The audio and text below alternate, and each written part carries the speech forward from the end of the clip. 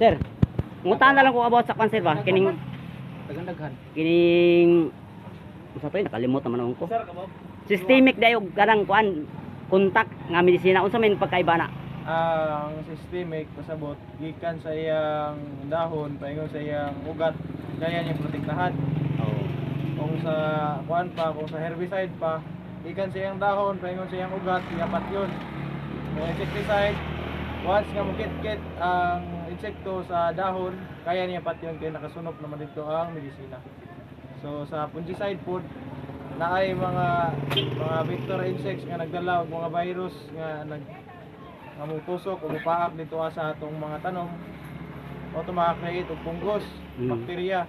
So once nga systemic siya, kaya niyang protektahan ang atong tanom. Tapos ang contact, ang mao kini ang kasagaran nga ginagamit pag naanay active mga insects, active fungus mao na siya.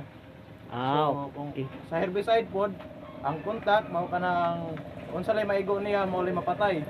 Sa insecticide mao nay kung active na ang insekto sa usa ka tanom o sa ka area, once nga maigo nimo siya nasa contact effect, nasa tawag nga kanang kaya niya pat yun once nga maigo niya ato lang maigo. O mao na kalahian sa systemic o contact. Okay, mga parit ko, mga ka-farmers, no? Klaro kayo sulti ni sir, no?